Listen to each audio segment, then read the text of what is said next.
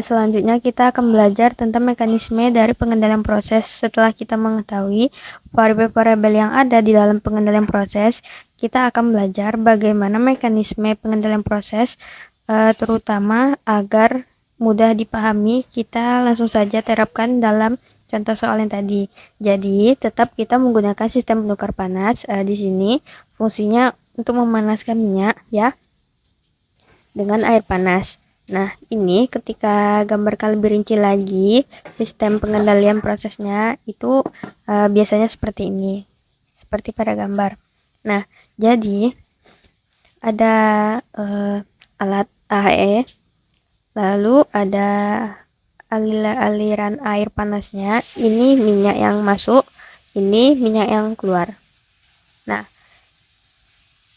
hubungan antar komponen di dalam sistem pengendaliannya itu bisa kita jabarkan dengan uraian proses seperti ini. Ya, pertama itu sensor atau termokopel. Di situ akan membaca variabel proses.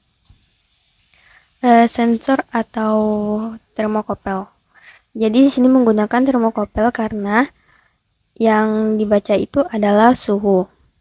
Jadi tidak menggunakan termometer karena kalau termometer tidak bisa dihubungkan dengan listrik. Jadi makanya biasanya kalau di dalam sistem pengendalian proses suhu yang dijadikan sebagai sensor untuk membaca suhu yang keluar dari sistemnya ini untuk menggunakan termokopel. Nah, dari termokopel ini nantinya akan mendapatkan informasi suhu ya, yang suhu dari minyak keluar. Setelah diukur di sini minyak yang keluar ternyata terbaca sekian misalkan.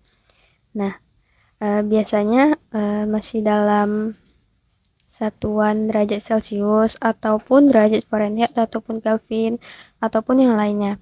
Nah, setelah mendapatkan bacaan dari termokopel tersebut atau sensor tersebut, maka akan diolah oleh transmitter. Nah, jadi transmitter itu fungsinya untuk mengubah sinyal-sinyal yang dibaca tadi oleh sensor dalam derajat Celcius ke Kelvin, Fahrenheit ataupun yang lainnya. Diubah menjadi sinyal listrik karena di sini selanjutnya akan masuk ke pengendali atau controller. Nah, di dalam controller di sini biasanya sistem kerjanya berdasarkan informasi sinyal listrik. Maka dari itu, transmitter mengubah sinyal yang berupa besaran fisik tadi, derajat Celcius, Kelvin, dan lainnya tadi, diubah menjadi sinyal listrik untuk dikirimkan ke pengendali dalam bentuk sinyal listrik. Itu adalah tugas dari transmitter. Nah, kemudian di sini di dalam pengendali variabel proses akan dibandingkan dengan set point. Ya, jadi pengendali atau controller di sini berfungsi untuk membandingkan nilai variabel proses suhu minyak yang dibaca dan sudah diubah menjadi sinyal listrik tadi dibandingkan dengan set point yang sudah kita tentukan. Jadi kita inginnya nilai berapa? Misalkan nilai 70 derajat Celcius misal. Suhu minyak yang keluar berarti kita sudah mengeset di sini bahwa set pointnya adalah 70 derajat Celcius. Nah, di situ pengendali atau kontrol di sini akan membandingkan nilai yang terbaca di sini ya, yang terbaca di dalam hal suhu dari minyak yang keluar itu berapa untuk dibandingkan. Dihitung sehingga selisih antara set point dengan PV itu adalah disebut sebagai error ya. Nah, error yang sudah dihitung oleh pengendali di situ sudah dilakukan perhitungan sesuai dengan algoritma kendali yang menghasilkan sinyal kendali atau kontrol output berupa sinyal listrik.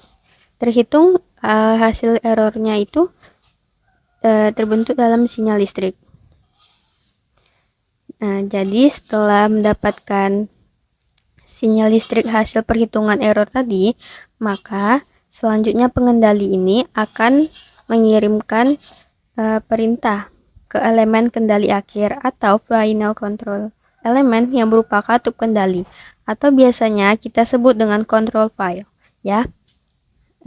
Untuk gunanya ini untuk control valve akan melakukan sesuai perintah dari controller.